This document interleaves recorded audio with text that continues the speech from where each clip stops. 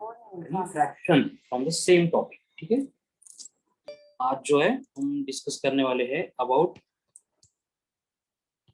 Refraction. Now what is mean by refraction? क्या होता है रिफ्रैक्शन? मतलब बेसिकली रिफ्रैक्शन मतलब होता है bending of light when it travels from one medium to another।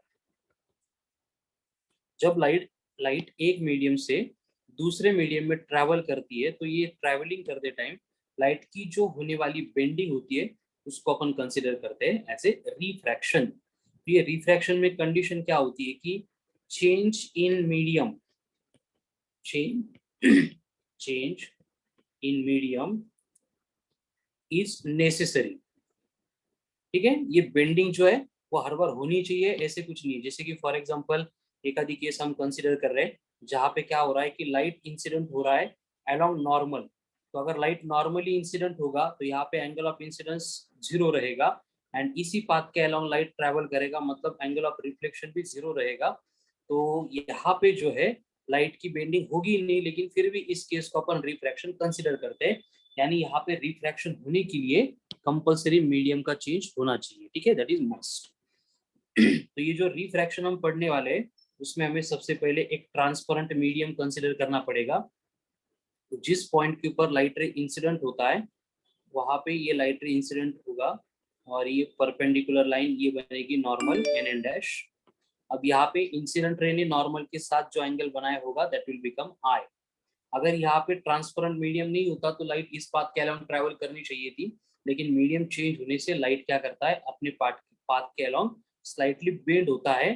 तो यहाँ पे बेंडिंग के बाद में जो एंगल बनेगा दैट विल बिकम आर, यानी angle of refraction. Here I means angle of incidence, R means angle of refraction. ठीक है, अब यहाँ पे इंसिडेंट होने वाला लाइट रे इसलिए इसको बोलेंगे आई आर इंसिडेंट रे, ये रिफ्रैक्टेड रे इसलिए बनेगा आर आर, एंड ये अनडिविएटेड रे मतलब बनेगा यू आर। तो इन दोनों के बिटवीन मतलब लाइट एक्चुअल में जाना चाहिए था यहाँ पे, ये छोड़ के लाइट यहाँ पे जा रहा है मतलब ये लाइट का हो गया यहाँ से डेविएशन। तो यहाँ पे एंगल आता है डेल्टा, तो डेल्टा बनेगा एंगल ऑफ डेविएशन।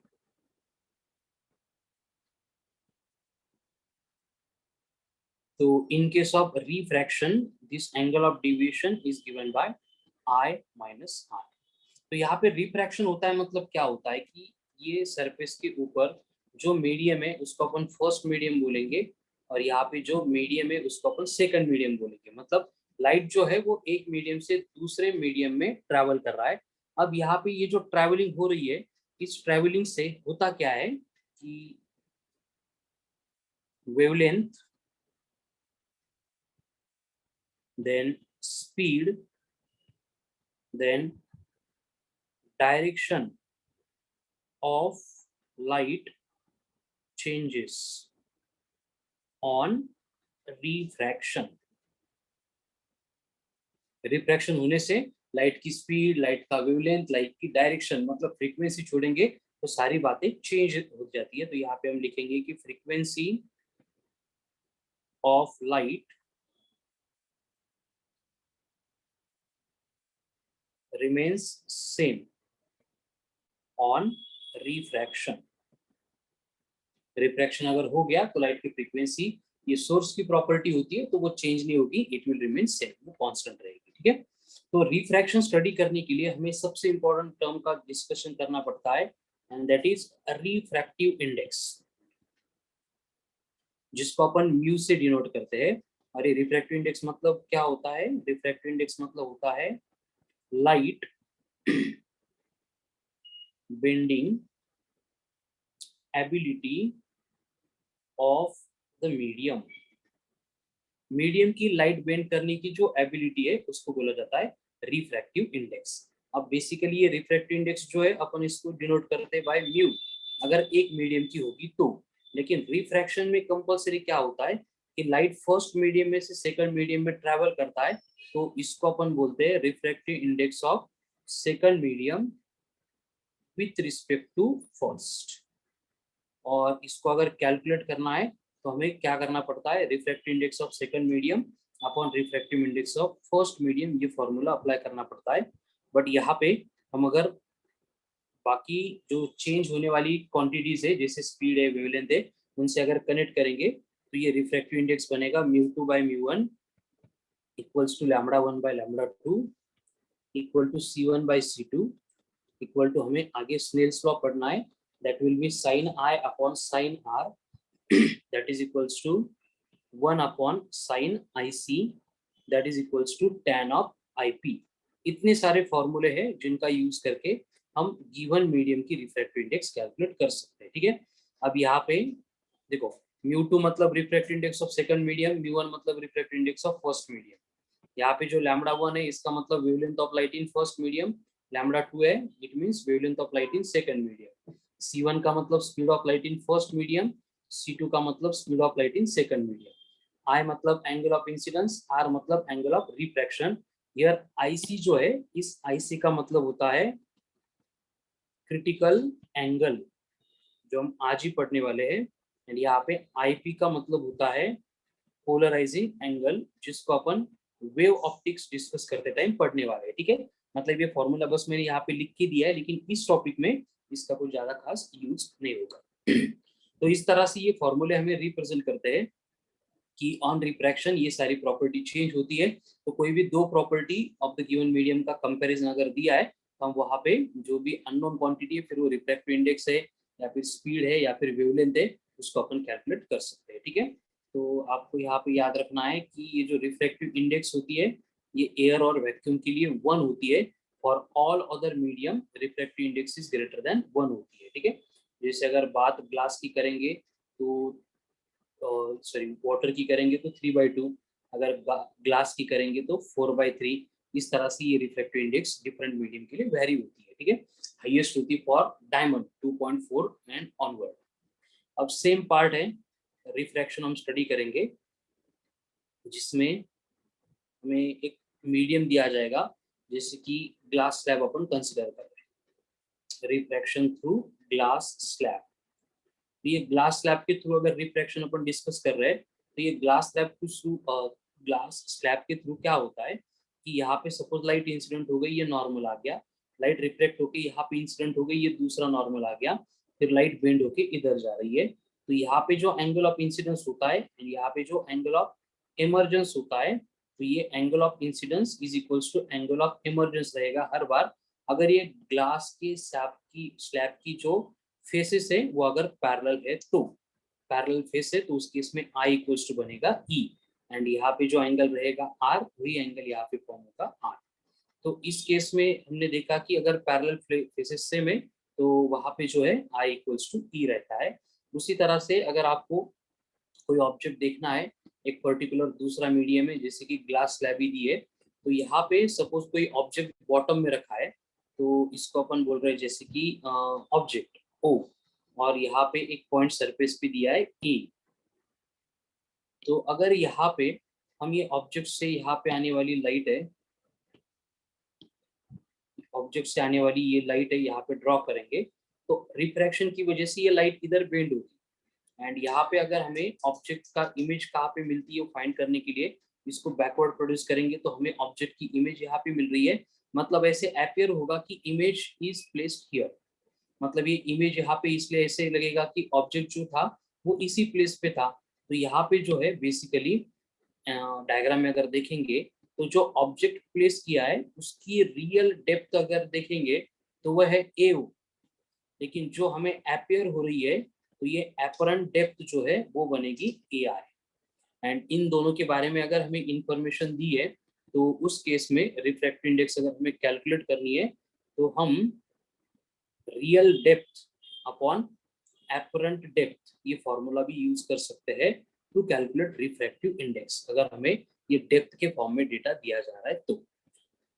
अगर यहाँ पे ऊपर की केस एप्लीकेबल है जब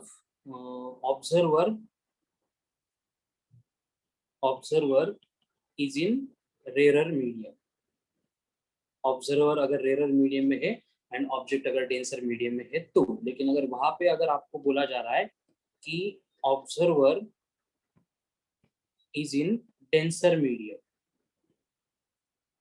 तो उस केस में हमें अगर म्यू कैलकुलेट करना है, हमें बस वहाँ पे कंडीशंस रिवर्स करनी पड़ेगी और फॉर्मूला बनेगा apparent depth upon real depth.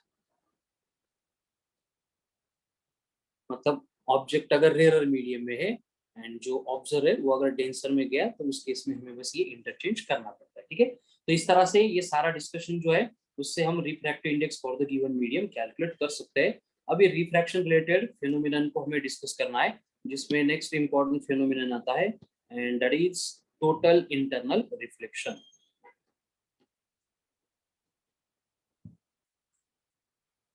Total internal reflection and इसी टोटल इंटरनल रिफ्लेक्शन को हम बोलते हैं as a TIR, total internal reflection.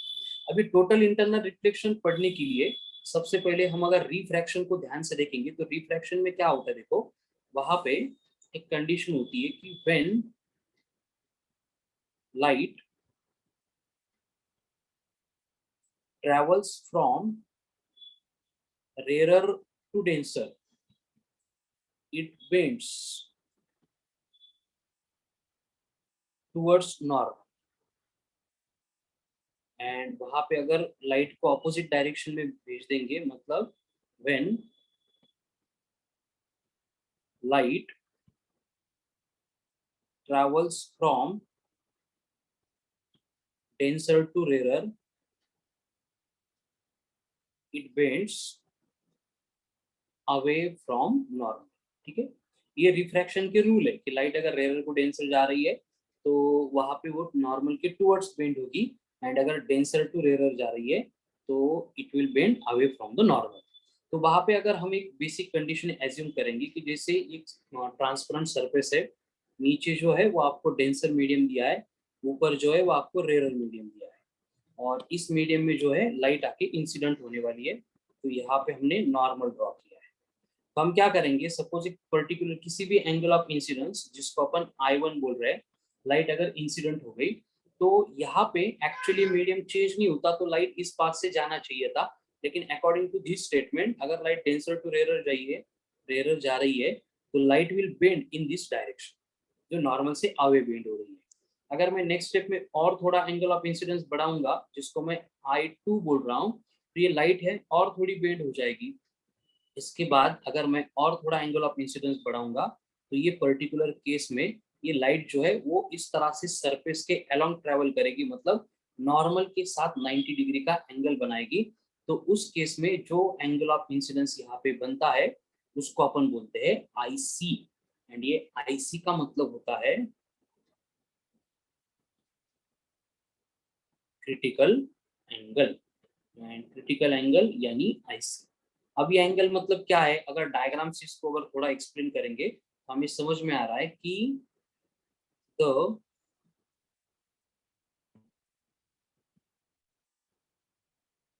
Angle of incidence at विच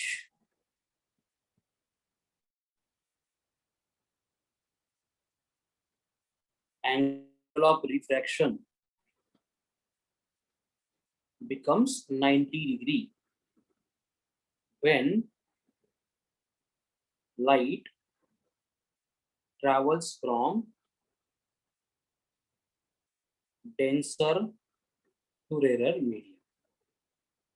ठीक है, क्रिटिकल एंगल मतलब क्या है, एक एंगल ऑफ इंसिडेंस है जिसके इंसिडेंस होने से जो यहाँ पे एंगल ऑफ रिफ्रैक्शन है वो 90 डिग्री बनता है, लेकिन कंडीशन है लाइट को ट्रैवल करना पड़ेगा from denser to rare medium. ठीक है, अब यहाँ पे अगर डायग्राम में देखेंगे तो बेसिकली ये डेंसर मीडियम है, इसको अपन फर्स्ट मीडियम बोलेंगे, ये रेयर मीडियम इसको सेकंड मीडियम बोलेंगे।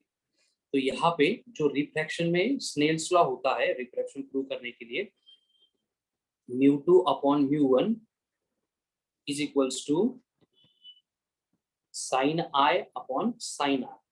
इसमें अगर देखेंगे तो μ2 जो है सेकंड मीडियम वो आपको यहाँ पे रेयर दिया है, मतलब उसको अगर अपन एयर कंसिडर करेंगे तो उसकी वैल्यू 1 है। म्यू 1 को अपन डेंसर मीडियम ले रहे हैं, मतलब उसकी वैल्यू म्यू बनेगी।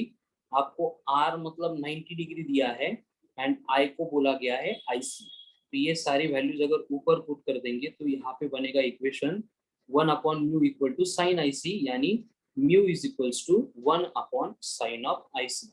सेम फॉर्मूला अपन पहले देख चुके हैं, ठीक है। तो इस तरह से क्रिटिकल एंगल के ऊपर से हम रिफ्रैक्टिव इंडेक्स या फिर रिफ्रैक्टिव इंडेक्स के ऊपर से क्रिटिकल एंगल कैलकुलेट कर सकते हैं। उसी तरह से अगर आईसी कैलकुलेट करना है तो ये आईसी बनेगा साइन इनवर्स ऑफ 1/μ। तो रिफ्रैक्टिव इंडेक्स है या फिर क्रिटिकल एंगल है, इसको अपन कैलकुलेट कर सकते हैं। अब इससे रिलेटेड नेक्स्ट फिनोमेनन जो हमने पहले इंट्रोड्यूस किया था उसके ऊपर फिर से आते हैं, दैट इज TIR यानी टोटल इंटरनल रिफ्लेक्शन। देखो आप सेम डायग्राम में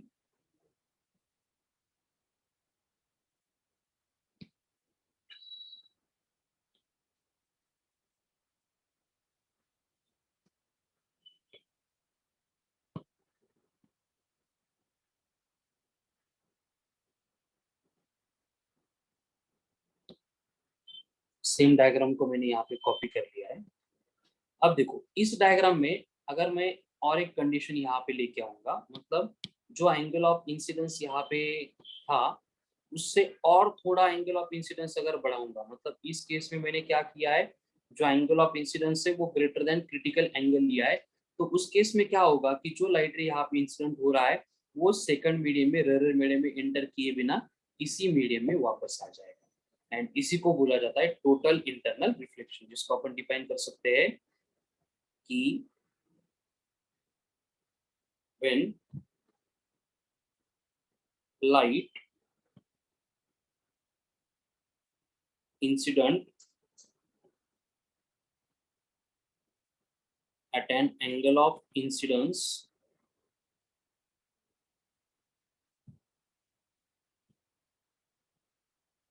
greater than critical angle, when light travels from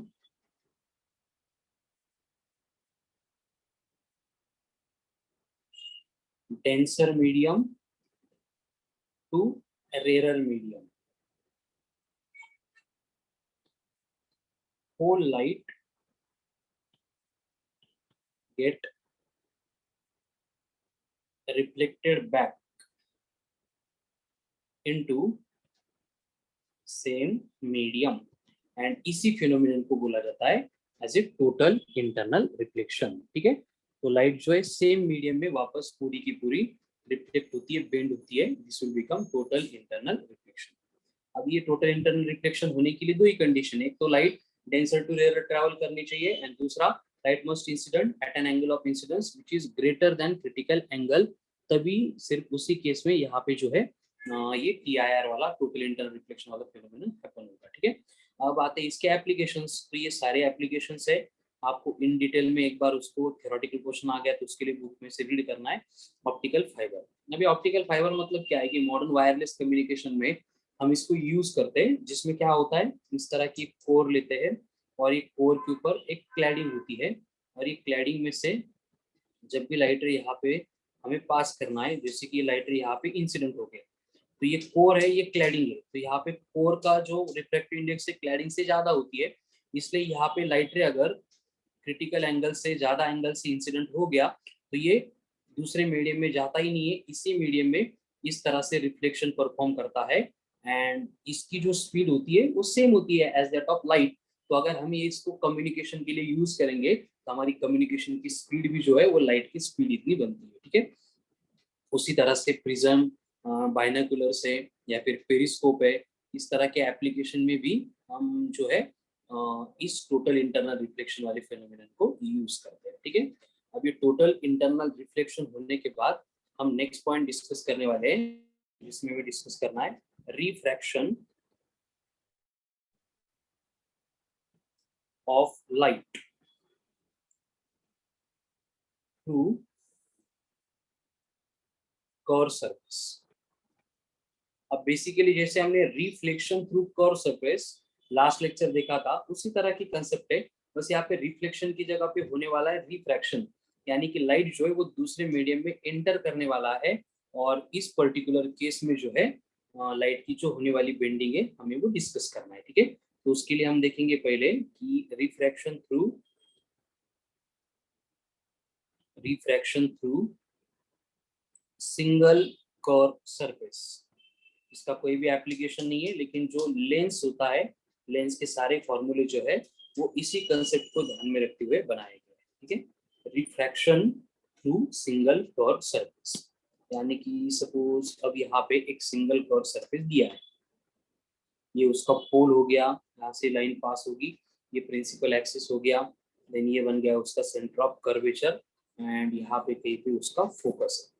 तो बेसिकली यहाँ पे होता क्या है, देखो कि सपोज मैंने यहाँ पे एक ऑब्जेक्ट रख दिया O, और ये ऑब्जेक्ट से जो लाइट निकलेगी वो एक लाइट इस प्रिंसिपल एक्सिस के अलोंग ट्रैवल करेगी, दूसरी लाइट यहाँ पे जाके ऐसे इंसिडेंट होगी। तो जहाँ पे ये लाइट इंसिडेंट हो रही है वहां से अगर मुझे नॉर्मल ड्रॉ करना है, तो नॉर्मल का रूल हमें मालूम है, कर्व सरफेस का जो नॉर्मल होता है वो हमेशा से सेंटर ऑफ कर्वेचर में से पास होना चाहिए। तो ये नॉर्मल हमने ड्रॉ किया, तो नॉर्मल ड्रॉ करने के बाद ये अनडिविएटेड पाथ हो गया लाइट का, तो लाइट जो है वो बेंड होगा और इस डायरेक्शन में ट्रैवल करेगा। तो ये प्रिंसिपल एक्सिस में से जाने वाला लाइट रे एंड ये रिफ्लेक्ट होके आने वाला लाइट रे जिस पॉइंट पे इंटरसेक्ट करेंगे वो बन जाएगी इमेज। तो ये इमेज बन गई, यहाँ पे रिफ्रैक्शन हो गया, तो ये एंगल ऑफ इंसिडेंस आई, ये एंगल ऑफ रिफ्रैक्शन आर, इस तरह से हम कंसीडर कर सकते हैं। देन यहाँ पे अगर पोल है तो पोल से ऑब्जेक्ट का डिस्टेंस मतलब ये बन गया यू, पोल से फोकस का डिस्टेंस मतलब बन गई फोकल लेंथ, पोल से सेंटर ऑफ कर्वेचर का डिस्टेंस मतलब बन गया आर, पोल से इमेज का डिस्टेंस मतलब बन गया वी। तो इन सारे इक्वेशन से अगर हम थोड़ा सा इंटरेक्ट होंगे तो हमें इसके लिए एक्सप्रेशन मिलता है, that is μ2 minus μ1 upon R is equals to μ2 upon v minus μ1 upon v। ये हो गया expression for refraction through single curve surface. यहाँ पे फर्स्ट मीडियम आ गया तो इसके रिफ्रैक्टिव इंडेक्स μ1, इसके रिफ्रैक्टिव इंडेक्स हमने μ2 लिए, बाकी u v एंड r क्या है वो तो डायग्राम में हमने शो ही किया है। ठीक है, तो एक बार ये refraction through single curve surface हमने अगर पढ़ लिया तो हम बाद में क्या करते हैं, इंट्रोड्यूस करते हैं लेंस को। अब ये लेंस मतलब क्या होता है, लेंस मतलब होता है piece of transparent material, piece of transparent material bounded by two curve or one plane and one curve surface। ठीक है, तो लेंस मतलब इस तरह का सरफेस होता है जिसमें दो सरफेसेस होंगे, दो जगह पे वहां पे रिफ्रैक्शन होने वाला है, तो दोनों भी कर्व हो सकते हैं या फिर एक कर्व एंड एक प्लेन हो सकता है। ठीक है, जैसे कि फॉर एग्जांपल ऊपर हमने refraction through single curve surface देखा था, तो ये पहले सिंगल कर्व सरफेस था, उसके सामने अगर ऐसा दूसरा कर्व सरफेस ड्रॉ करेंगे, अगेन यहाँ से जो स्ट्रेट लाइन पास हो रही है it will represent principal axis, ये बन गया हमारा ऑब्जेक्ट O। एंड पहले जो रे डायग्राम हमने ड्रॉ की थी ये नॉर्मल था, ये सेंटर ऑफ कर्वेचर में से पास होके इस तरह से ये इमेज बनाता था आई। ठीक है, ये फर्स्ट केस थी फर्स्ट सरफेस के लिए। अब क्या होगा, देखो ये जो सिंगल कर्व सरफेस हमने यहाँ पे कनेक्ट किया है, ये सिंगल कर्व सरफेस के लिए अब जो आई था ये वर्क करेगा as a image, sorry object, virtual object, यानी वर्चुअल ऑब्जेक्ट से जो लाइट रे निकलेगा अगेन वहां पे उसका रिफ्रैक्शन होगा, इसका सेंटर ऑफ कर्वेचर यहाँ पे होगा एंड फाइनल ऑब्जेक्ट हमें यहाँ पे कहीं पे मिलेगा। मतलब यहाँ पे इस सरफेस पे एक बार, इस सरफेस पे एक बार, ऐसे दो दो सरफेस पे रिफ्रैक्शन होते हैं। दोनों के लिए सेम फॉर्मूला अगर अप्लाई करेंगे एंड सिंप्लीफाई करेंगे तो हमें यहाँ पे मिलता है lens makers equation, lens makers equation. ठीक है, तो यहाँ पे आप डायरेक्टली फॉर्मूला रिमेम्बर करेंगे, लेंस मेकर्स इक्वेशन, और वो होता है 1/f is equals to mu minus 1 in bracket 1 upon r1 minus 1 upon r2। ठीक है, f का मतलब फोकल लेंथ, देन म्यू का मतलब refractive index, r1 and r2 are the radius of curvature. ठीक है, तो इन जनरल यही लेंस मेकर्स इक्वेशन अप्लाई करके हम जो है लेंस को बनाते हैं, हम बनाते हैं मतलब जो लेंस मेकर है, लेंस मेकर से। ठीक है, उसी तरह से जो लेंस होती है वो वेरियस टाइप्स की हो सकती है, ठीक है। और वहां पे हम लेंस फॉर्मूला भी, जैसे मिरर इक्वेशन था वैसे लेंस फॉर्मूला भी हम यूज कर सकते हैं, और उससे रिलेटेड भी क्वेश्चंस आ गए। तो लेंस फॉर्मूले में क्या करना है हमें, बस 1/f equals to 1/v minus 1/u करना है। जैसे मिरर में प्लस हुआ करता था, यहाँ पे उसकी जगह पे आ रहा है 1/v माइनस 1/u। ये बन गया लेंस फॉर्मूला। और यहाँ पे सेम कंसेप्ट से रिलेटेड पॉइंट आता है पावर ऑफ लेंस। अगर हमें पावर ऑफ लेंस कैलकुलेट करनी है तो power of lens is given by reciprocal of focal length. Power of lens is given by reciprocal of focal length, and इसका SI unit होता है डायोप्टर। अगर आपको बोला गया है कि number of lenses are in contact with each other, number of lenses are in contact with each other, हमने अगर प्लेस की है तो resultant net focal length is given by होती है 1/f1 plus 1/f2 up to जितने सारे हमने प्लेस किए हैं। तो इन सब का जो पावर है it is given by p1 plus p2 up to pn। By using this expression हम जो है रिजल्टेंट पावर की resultant power of the lens calculate कर सकते हैं, ठीक है। बस यहाँ पे एक कंडीशन है कि अगर to thin lenses are placed by the or at the separation of D, और ये सेपरेटिंग मीडिया जो है वो आपको अगर एयर दिया है तो उस केस में focal length is given bye combination की 1/f equals to 1/f1 plus 1/f2 minus d/f1f2।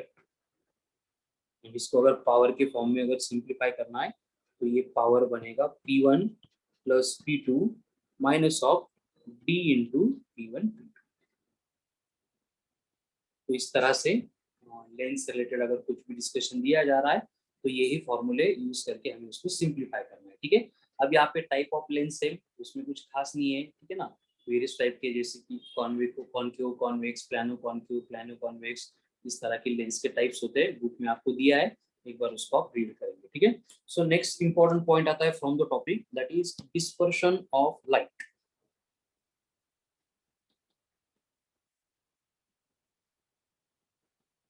Dispersion of light. अब ये डिस्पर्शन मतलब लाइट का एक वेरी इंपॉर्टेंट फेनोमेनन है, और जिसमें हम देखते हैं कि व्हाइट लाइट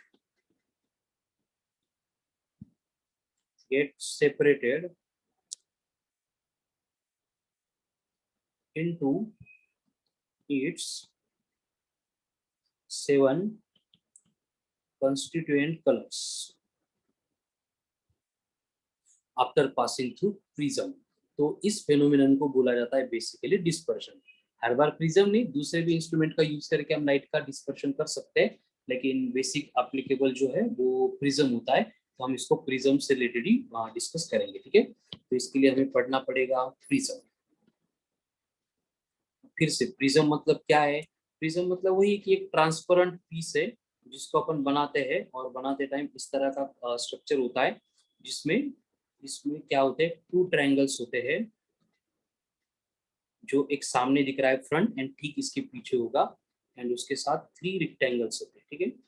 ये रेक्टेंगल्स कहाँ पे, इस साइड में एक, इस साइड में एक, एंड ये बेस में, ऐसे 3 रेक्टेंगल्स एंड 2 ट्रायंगल्स से जो transparent material, transparent body bounded है, उसको अपन कंसीडर करते हैं एज ए प्रिज्म। तो ये प्रिज्म में होता क्या है कि यहाँ पे लाइट इंसिडेंट हो गई इस पॉइंट पे, नॉर्मल ड्रॉ करना पड़ेगा, ये एंगल ऑफ इंसिडेंस हो गया आई। तो लाइट रिफ्रैक्ट होती है मतलब बेंड होती है इस तरह से, फिर यहाँ पे इस सरफेस पे हम नॉर्मल ड्रॉ करेंगे, अगेन लाइट की बेंड होके लाइट इस डायरेक्शन में ट्रैवल करती है। तो ये बनता है ई एंगल ऑफ इमर्जेंस, ये बनता है आई एंगल ऑफ इंसिडेंस, ये होता है I that is angle of prism, ये बनता है R1 रिफ्रैक्शन का एंगल एट फर्स्ट एज, ये बनता है R2 रिफ्रैक्शन का एंगल एट सेकंड एज। अगर प्रिज्म नहीं होता तो लाइट रे इस पाथ में जाता, लेकिन प्रिज्म ने उसको इधर बेंड किया है, तो ये बनता है डेल्टा। डेल्टा मतलब एंगल ऑफ डिविएशन। ए को बोला जाता है एंगल ऑफ प्रिज्म, डेल्टा बन गया एंगल ऑफ डेविएशन, ई बन गया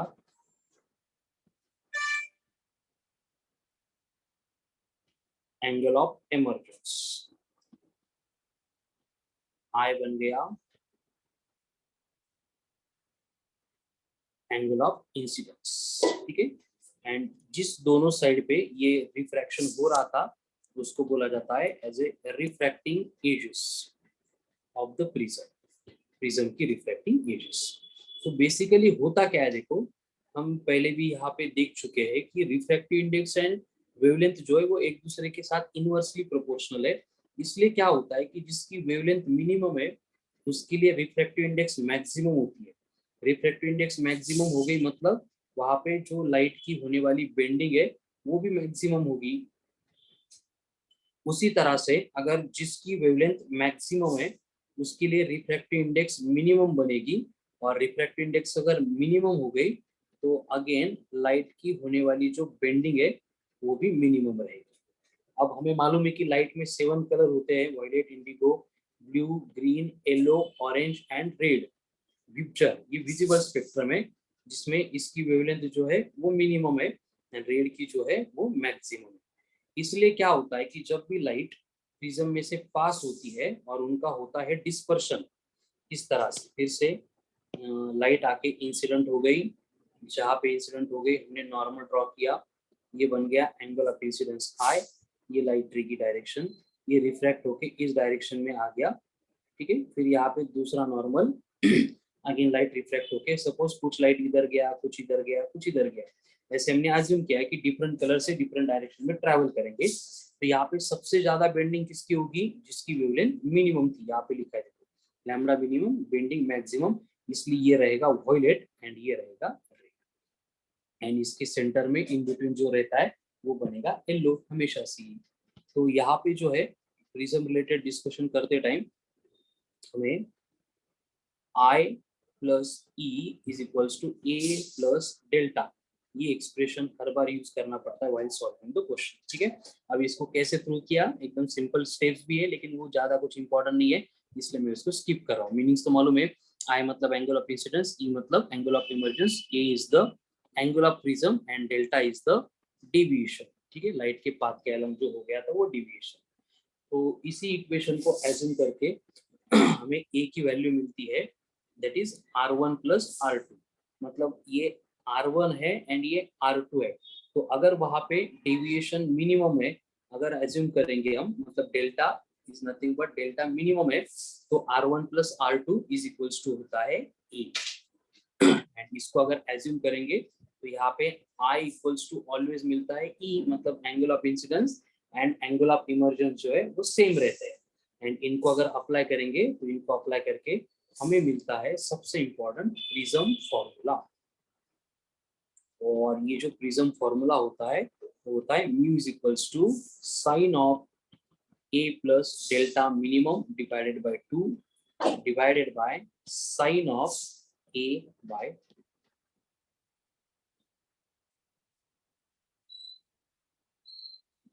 तो इस तरह से ये फॉर्मूला यहाँ पे हम डिराइव करते हैं, जिसका यूज करके हम रिफ्रैक्टिव इंडेक्स है या फिर एंगल ऑफ प्रिज्म है या फिर एंगल ऑफ डेविएशन है इसको कैलकुलेट कर सकते हैं।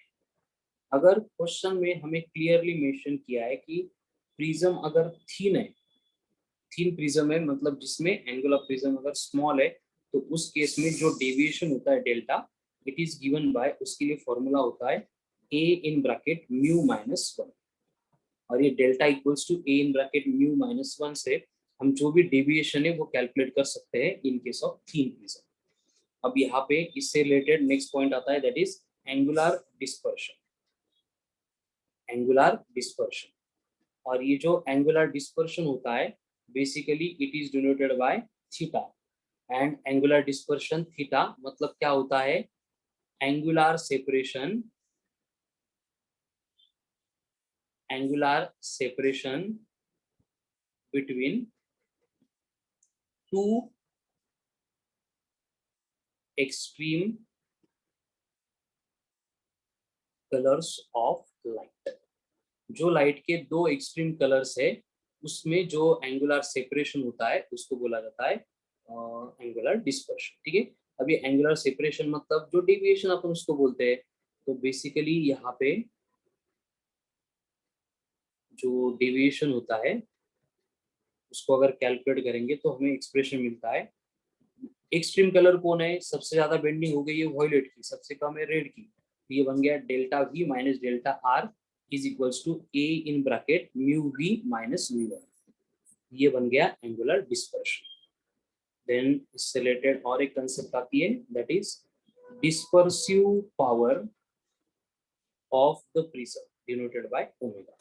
और ये dispersive power of the prism जो है ये मतलब होता है ratio of angular dispersion to the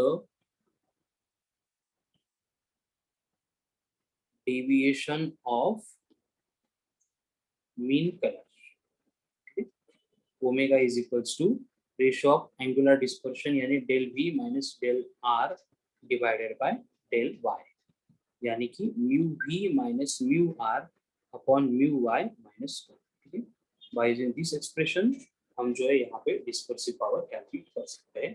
तो प्रिज्म फॉर्मूला उससे रिलेटेड ये जो angular dispersion and dispersive power की केसेस है ये सारी एक्सट्रीमली इंपॉर्टेंट है। ठीक है, तो प्रिज्म से रिलेटेड बस इतनी बातें हमें डिस्कस करनी है। आगे और एक पॉइंट दिया है डिपिक्ट्स ऑफ लेंसेज, लेकिन उसकी कुछ एप्लीकेशंस नहीं है तो उससे रिलेटेड कोई क्वेश्चंस भी नहीं आएंगे। नेक्स्ट पार्ट हम स्टडी करेंगे सेम कंसेप्ट से related, that is optical instruments.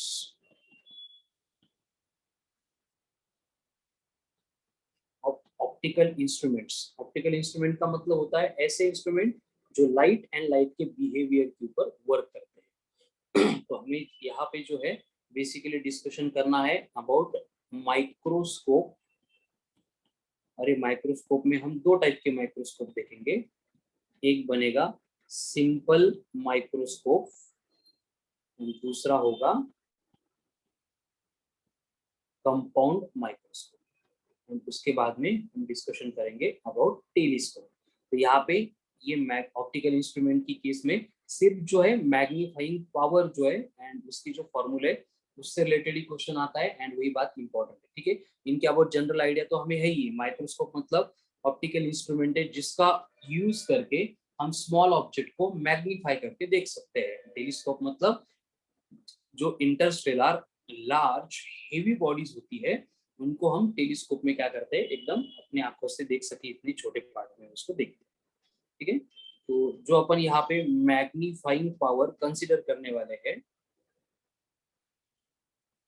Magnifying power, तो यहाँ पे जो मैग्नीफाइंग पावर होती है उसको अपन डिफाइन करते हैं कि ratio of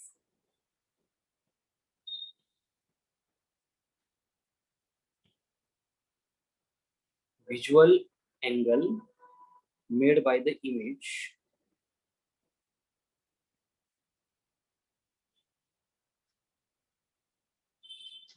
that is beta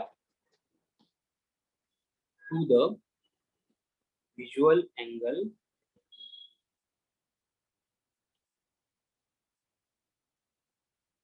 subtended by object when placed at DDV। DDV मतलब डिस्टेंस ऑफ डिस्टिंक्ट विजन, जहां से हमें जो ऑब्जेक्ट है वो एग्जैक्टली क्लियर दिखाई देता है। ठीक है, यानी कि क्या होगा देखो, जैसे कि फॉर एग्जांपल बात अगर पहले सिंपल माइक्रोस्कोप की करेंगे तो नॉर्मली विदाउट माइक्रोस्कोप सपोज हम आंखों से कोई ऑब्जेक्ट देख रहे हैं और आपको बोला है कि यहाँ पे ये ऑब्जेक्ट है ए बी जो प्लेस किया है एट डिस्टेंस कैपिटल डी, और ये क्या कर रहा है यहाँ पे अल्फा इतना एंगल सबटेंड कर रहा है,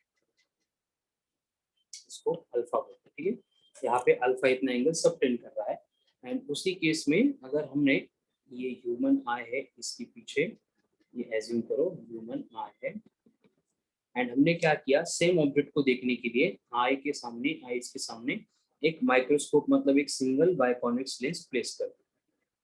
तो यहाँ पे होगा क्या, देखो जो ऑब्जेक्ट हुआ करता था ए बी वो तो वही रहेगा, लेकिन सम ऑप्टिकल फिनोमिनन जो अपन रिफ्लेक्शन रिफ्रैक्शन पहले ही पढ़ चुके हैं, तो ये लाइट रिफ्रैक्ट होके यहाँ पे जाएगी एंड एक लाइट रे होगा जो इस डायरेक्शन में ट्रैवल करेगा। तो इसकी जो इमेज है उसको लोकेट करने के लिए हमें इसको बैकवर्ड प्रोड्यूस करना पड़ेगा, यानी यहाँ पे हमें ए बी को इस तरह से एनलार्ज उसकी image A dash B dash दिखाई दे रही है।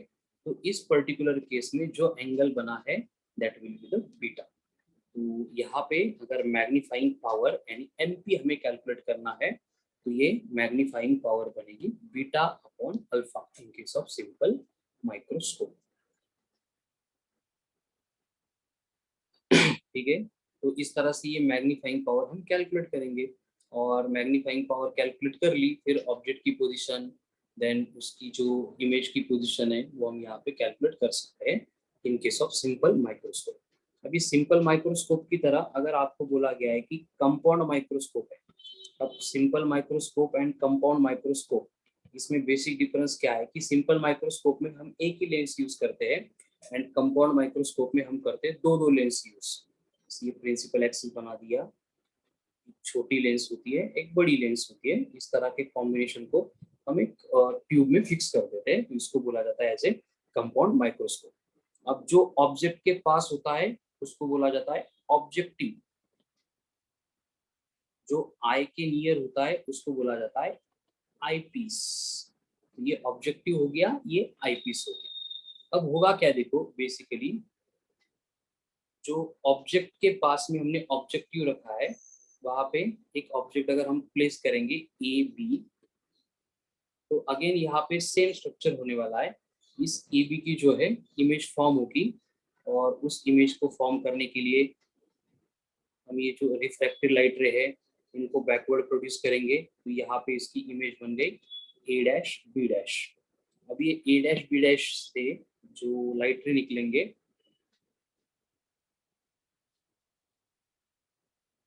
यहाँ पे ए डैश बी डैश, यहाँ पे हमें और एक इमेज मिलेगी, यानी ए डैश बी डैश से फिर से हम अगर लाइट रे को यहाँ पे इस तरह से पास करेंगे, ये रिफ्लेक्ट होकर ट्रैवल करेगा इस डायरेक्शन में, एक लाइट रे इधर जाएगा, और इनको अगर बैकवर्ड प्रोड्यूस करेंगे तो हमें एक्चुअल में ये जो इमेज है इस पोजीशन पे मिलती है, जिसकी साइज जो है A double dash B double dash ऐसे हम एज्यूम कर सकते हैं।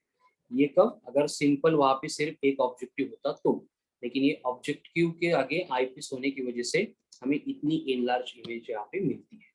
तो इस तरह की अगर अरेंजमेंट आपको दी जा रही है, तो इस अरेंजमेंट में जो हम मैग्नीफाइंग पावर कैलकुलेट करेंगे that magnifying power is given by product of magnifying power of objective into magnifying power of eyepiece।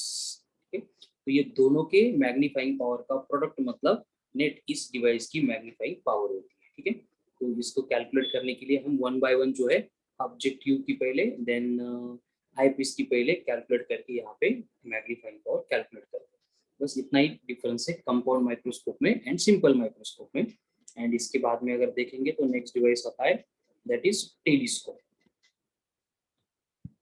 अब ये टेलीस्कोप का मतलब जैसे कि ह्यूज स्टार्स, जो इंटरस्टेलर ऑब्जेक्ट है जिनकी साइज जो है वो अर्थ के कंपैरिजन में है, तो उनके जैसे बड़े बड़े स्टार्स को देखने के लिए हम क्या करते हैं, एक ऑप्टिकल इंस्ट्रूमेंट यूज करते हैं, जिससे होता क्या है कि इतना बड़ा ऑब्जेक्ट हमें छोटा ही दिखाई देता है, और उसमें एडजस्टमेंट क्या होती है, उसी तरह से जो अपन सिंपल कंपाउंड माइक्रोस्कोप देख रहे थे उसी तरह से अपन यहाँ पे दो दो लेंस यूज करते हैं। बस यहाँ पे इंटरचेंज क्या होता है कि जो आईपीस है वो छोटा होता है, और ये यहाँ पे जो ऑब्जेक्टिव होगा वो बहुत लार्ज होगा to collect maximum light rays जो डिस्टेंस स्टार से आ रहे हैं। ठीक है, तो इस तरह से ये आईपीस एंड ऑब्जेक्टिव होता है।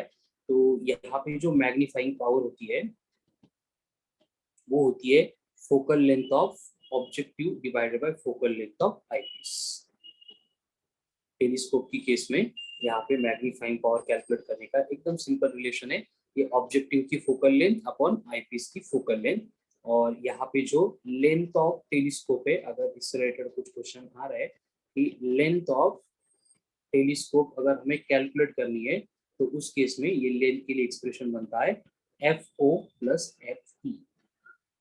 यानी कि टेलीस्कोप में होता क्या है, देखो कि बेसिकली जो लाइट रे है एकदम डिस्टेंस स्टार से आते हैं, इस तरह से एक इधर जाएगा एक इधर आएगा, यहाँ पे आने के बाद उसका रिफ्रैक्शन होगा, रिफ्रैक्शन होकर ये बेंड होगा एंड ये अपनी डायरेक्शन में जाके इस पॉइंट पे दोनों इंटरसेक्ट होंगे, इंटरसेक्ट हो गए, फिर यहाँ पे एक लाइट रे जाएगा और यहाँ से एक लाइट रे जाएगा, ये रिफ्लेक्ट होकर इधर जाएगा, तो फिर हम इन दोनों की बैकवर्ड प्रोड्यूस करेंगे तो इसकी इमेज फॉर्म होगी, ठीक है। और इसको अपन पीछे से देख सकते हैं।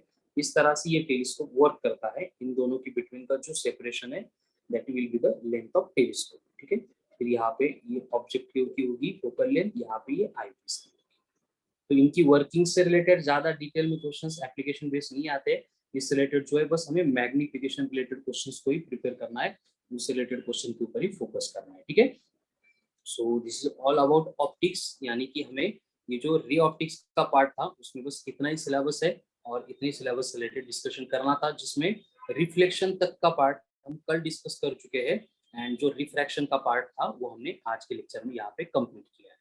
नाउ ऑनवर्ड जो है हम डिस्कशन करने वाले हैं जिसमें हमारा टॉपिक है इलेक्ट्रोस्टैटिक्स एंड उसके बाद में सेमीकंडक्टर, ठीक है। तो वो टॉपिक का डिस्कशन हम कल करेंगे। अभी लेक्चर हो गया। सबसे पहले ये जो फॉर्मूले है इन डिटेल सबको आपको प्रिपेयर करना है। उसके बाद ग्रुप पे मैं वर्कशीट सेंड कर रहा हूँ, 2-3 वर्कशीट है, उसको सॉल्व करेंगे।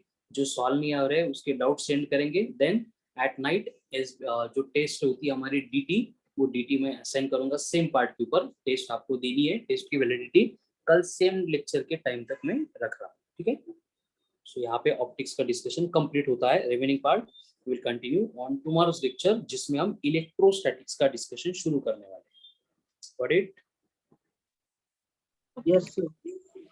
Sure. Thank you.